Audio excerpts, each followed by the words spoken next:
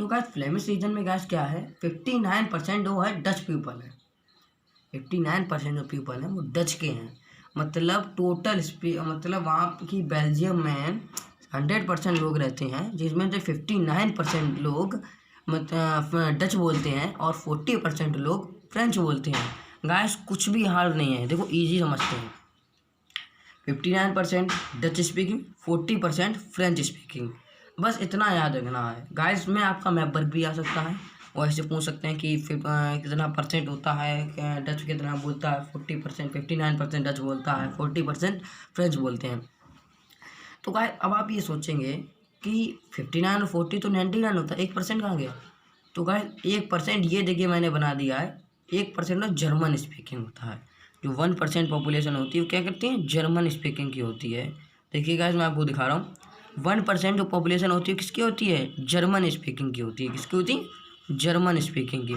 तो गाइस देखिए थोड़ी आपको दिक्कत आ रही है, लेकिन मैं गाइस बहुत मेहनत करता हूँ। प्लीज़ मेरे चैनल को लाइक कीजिए, कमेंट कीजिए, सब्सक्राइब कीजिए। तो गाइस इसमें मैंने देखिए आपको बता देता हूँ, ब्राज़ील। आप कहेंगे भाई बेल्जियम पढ़ा था, ये ब्राज़ील कहाँ से आ गया? तो गाइस बेल्जियम की कैपिटल सिटी है ब्राज़ील। जैसे हमारी भारत की कैपिटल सिटी है, इसका नाम है न्यू दिल्ली, तो वैसे ही बेल्जियम की कैपिटल सिटी जिसका नाम है ब्राज़ील। तो गाइस देख कंफ्यूज नहीं होना है, सबसे पहले कंट्री में समझ लेते हैं। 59% डच लोग पीपल हैं और 40% फ्रेंच पीपल हैं। ये आप अलग लिख लीजिए, 59% Dutch people and 40% French region, French people. अब कैपिटल सिटी ऑफ ब्राज़ील, अब आप ये सोच रहे होंगे कैपिटल सिटी क्यों बता रहा है? तो गाइस देखिए कोई इसमें हार्ड बात नहीं है, कोई दिक्कत नहीं है। देखिए आप धीरे धीरे ही समझेंगे। ये देखिए मैंने नीचे लिखा है, Belgium is a country in Europe, its population is 1 crore, the total population speak 2 different language. तो मैंने बोला ना, जो टोटल पॉपुलेशन है वो कितनी प्रकार की भाषा बोलती है, 2 डिफरेंट लैंग्वेज बोलती है। तो देखो गाइस मैंने क्या बताया था, तो टोटल पॉपुलेशन है वो 1 करोड़ है वहाँ बेल्जियम की। तो उसी के हिसाब से देखिए हमने यहाँ पे 2 प्रकार की लैंग्वेज होती हैं, first Dutch and other one is French. तो गाइस यहाँ पे क्या है, 59% स्पीक डच लैंग्वेज। यहाँ तक ना कोई मतलब कॉन्फ्लिक्ट बीच में पॉइंट में नहीं पता होना चाहिए। 59% स्पीक डच लैंग्वेज, कब? पूरे मतलब कंट्री में। 40% French speaking all the country. तो आप लोग कैसे सोच रहे होंगे कि यार 59% डच की पॉपुलेशन है वो ज़्यादा है, तो ये लोग मतलब लड़ाई करते होंगे कि मेरी ज़्यादा है तो हमें ज़्यादा लॉ में। तो यही इसीलिए मैंने बताया कि इसकी कैपिटल सिटी है, इसकी एक कैपिटल सिटी है, इसका नाम है Brazil. 40% French speaking all the country. तो आप लोग कैसे सोच रहे होंगे कि यार 59% डच की पॉपुलेशन है वो ज़्यादा है, तो ये लोग मतलब लड़ाई करते होंगे कि मेरी ज़्यादा है तो हमें ज़्यादा लॉ में। तो यही इसीलिए मैंने बताया कि इसकी कैपिटल सिटी है, इसकी एक कैपिटल सिटी है, इसका नाम है ब्राज़ील। तो उसमें गैस क्या है, in Brazil 80% people French language and 20% speak Dutch language. तो गैस देखिए क्या होता है, 59% speak Dutch language in whole country, मतलब पूरी कंट्री में 59% पॉपुलेशन है डच की और 40% है फ्रेंच पॉपुलेशन, ठीक है ना। अब वहीं कैपिटल सिटी में देखते हैं तो 80% फ्रेंच की है और 20% डच की है। तो अब आप ये देखिए, कंट्री में जो है वो ज़्यादा है डच, लेकिन कैपिटल सिटी में फ्रेंच ज़्यादा है। वैसे फ्रेंच कंट्री में कम है और डच कैपिटल सिटी में कम है। तो उसमें मतलब कोई ये लड़ाई या सिविल वॉर जैसी कोई कंडीशन लागू नहीं, आगे देखेंगे यहीं पे देखेंगे। तो इसमें क्या है, कोई मतलब सिविल वॉर जैसी कंडीशन लागू नहीं हो सकती है कि वो कहेंगे कि हमारी कंट्री मतलब हमारी पॉपुलेशन ज़्यादा है तो हमारा यहाँ पे नियम लॉ सब मेरे चलेंगे, रूल्स हमारे चलेंगे। तो यहाँ ब्राज़ील ये तो ये फ्रेंच की वो बोल सकते हैं, तो हमारी कैपिटल सिटी में हमारी ज़्यादा है पॉपुलेशन, आप ऐसे नहीं कर सकते हैं। तो गाइस ये है ब्राज़ील। अब हमने ये केस स्टडी पढ़ी, तो आगे हम लोग देखते हैं some elements of Belgium model of accommodation. So guys देखते हैं सम एलिमेंट ऑफ बेल्जियम। अभी तक गाइस हमने क्या किया, हम लोगों ने अभी केस स्टडी पढ़ी पूरी बेल्जियम की। तो गाइस देखिए कोई भी मतलब विचारधारा ना रखो दिमाग में, ये सोचो कि क्या करना है। देखो बेल्जियम में पूरी कंट्री में 59% पॉपुलेशन डच बोलती थी और 40% फ्रेंच बोलती थी। और मतलब कि क्या था, जैसे कि ब्राज़ील में देखा जो उसकी कैपिटल थी उसमें जर्मन ज़्यादा थे और उसमें डच ज़्यादा थे। कंट्री में डच ज़्यादा हैं और कैपिटल सिटी में फ्रेंच ज़्यादा है। तो इसमें क्या है, सिविल वॉर जैसी कंडीशन है। तो अब यही सिविल वॉर के ऊपर ही मतलब कि क्या कॉन्फ्लिक्ट भी उन लोगों के बीच में मतलब हो सकते हैं। तो इसीलिए देखा गया some elements of the Belgium model of accommodation.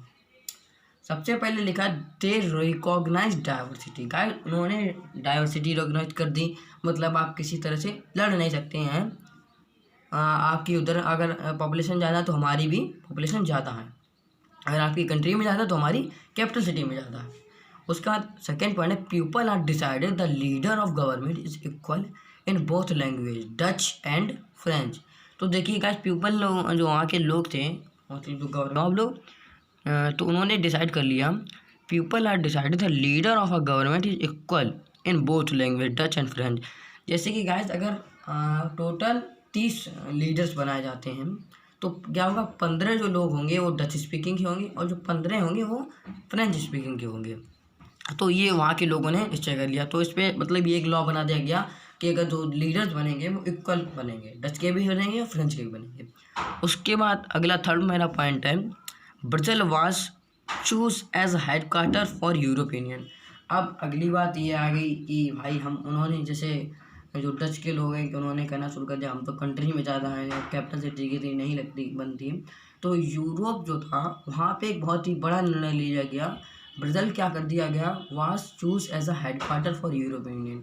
अब ब्रसेल जो है हेड क्वार्टर बना दिया गया, तो अब वो नहीं कुछ बोल सकते हैं कि क्योंकि अब ब्रसेल जो है हेड क्वार्टर बना दिया गया, तो अब उस मायने पे वो कुछ भी नहीं बोल सकता। उसके बाद गाइस आता है एनी लॉ एंड और any rule pass the Dutch and French people comes and voting and how who people have more votes they decide this law pass or not।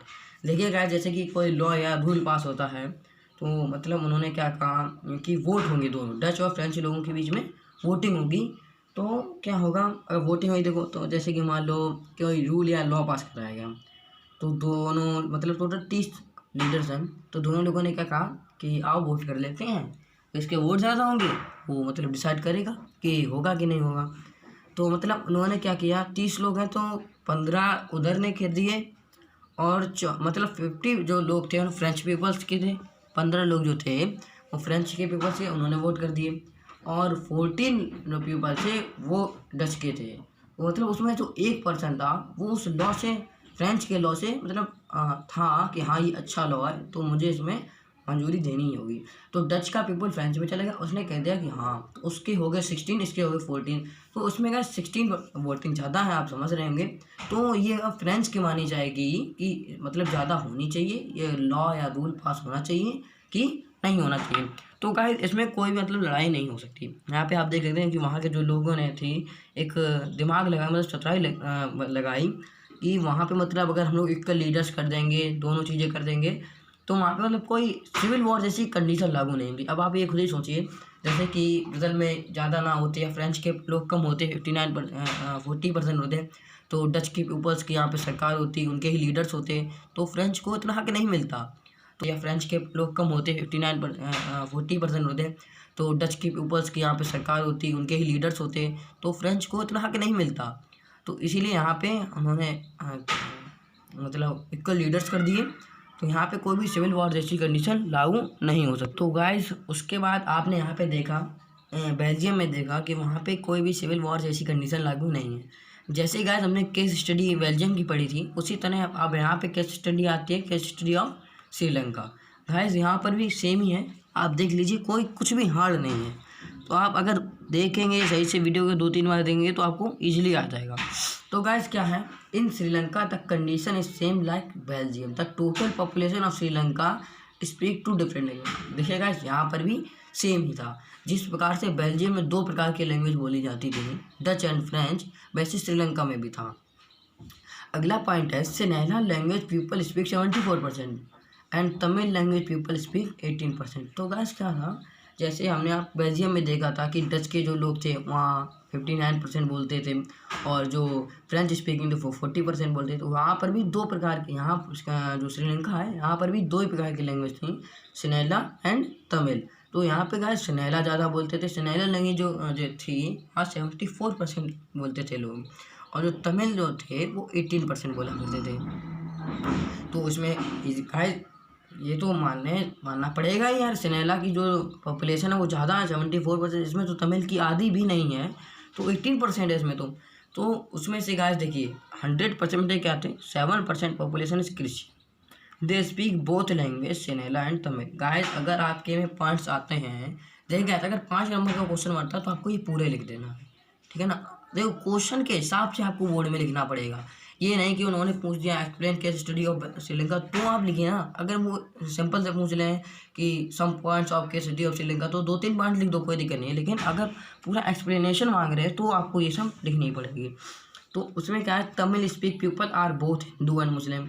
जो तमिल स्पीक यानी जो 18% लोग थे उसमें से ही तमिल मतलब हिंदू भी थे, उसी में मुस्लिम भी थे।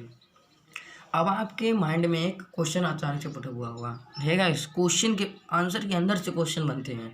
अब आप सोच रहे हो कि भाई हिंदू और मुस्लिम श्रीलंका में कहाँ से पहुँच गए थे, वो बुद्धिस्ट थे, ठीक है ना। कोई भी कहा कॉन्फ्लिक्ट, देखिए अगर वो एक्सप्लेनेशन पूछते हैं तो आप इतना सब लिखेंगे तो कोई आपको जरूरत नहीं है। अब केवल इतना लिख, अगर आपसे इतना ही पूछ रहे थे कि 2 और 3 पॉइंट आपके स्टडी ऑफ श्रीलंका तो उसमें लेकिन Sri Lanka the condition is same like Belgium, the total population of Sri Lanka speak 2 different language. और अगले पॉइंट में सिनेला एंड अदर वेनिस तमिल। सिनेला पीपल जो थे वो 74 बोलते थे और सिनेला तमिल लोग जो थे वो 18% बोला करते थे।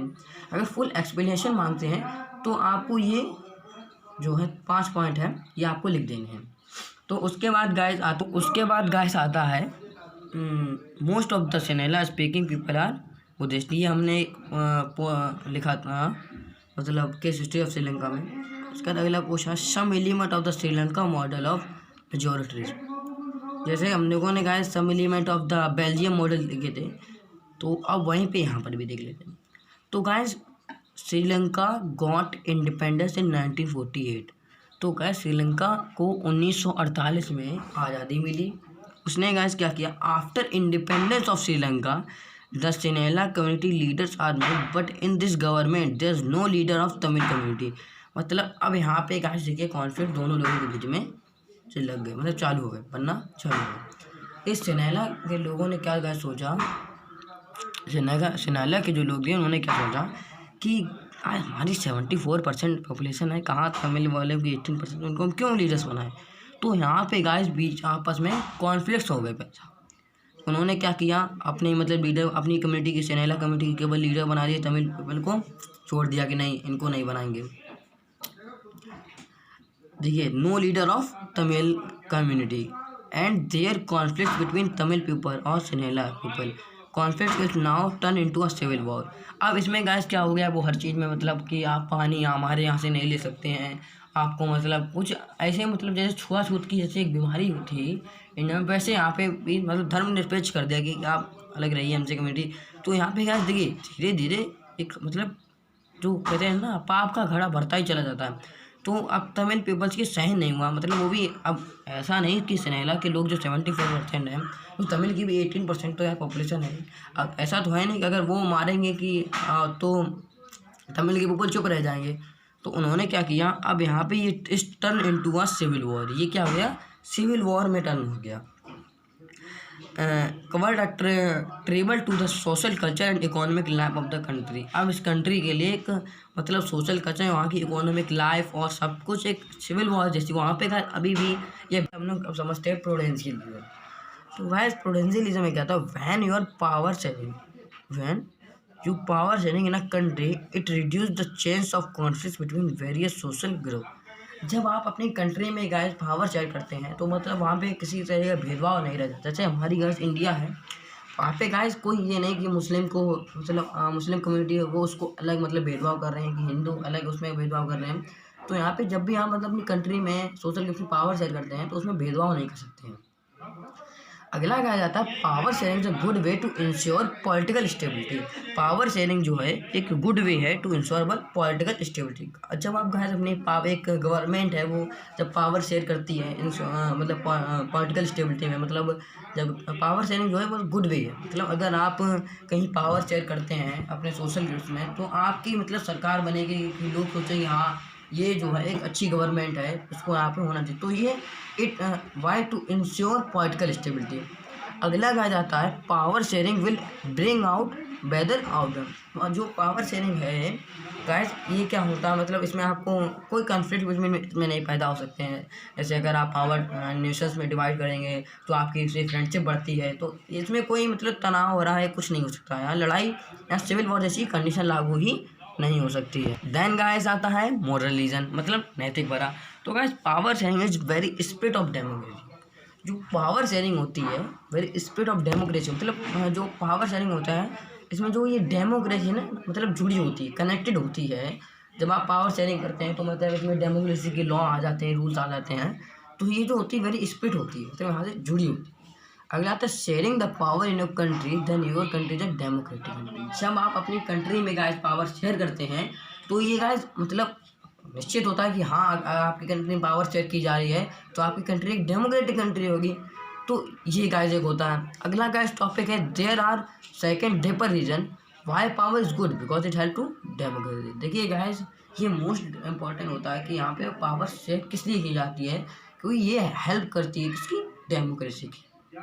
मतलब इट्स हेल्प टू डेमोक्रेसी, ये मदद करती है। तो गाइस ये दो रीजन थे, prudential reason and moral reason. Prudential क्या होता है, समझदारी वाला, एंड मोरल क्या होता है, नैतिक वाला। देखिए गाइस, उसके बाद एक हमारे ये लास्ट टॉपिक आता है फॉर्म्स ऑफ पावर शेयरिंग। तो गाइस हमारा टॉपिक फॉर्म्स ऑफ पावर की गाइस लास्ट टॉपिक है। इसके बाद इसमें कुछ भी नहीं रहा इस चैप्टर में, थोड़ा ही था, जो भी था बढ़िया था, अच्छा था। देखिए गाइस, अगर आप इस वीडियो को 2 से 3 बार अगर लगातार देखते हैं तो ईजी है कि आपको आराम से समझ में आ जाएगी। तो गाइस आता है फॉर्म्स ऑफ पावर शेयरिंग। देखिए guys, the idea of power sharing has emerged in opposite to the nation. देखिए गाइस, जो आइडिया है पावर शेयरिंग का, ये emerge in opposite to the, मतलब ये अपोजिट टू नेशन के भी, मतलब ये हमारे नेशन के लिए भी है, अपोजिट टू द नेशन के लिए भी है।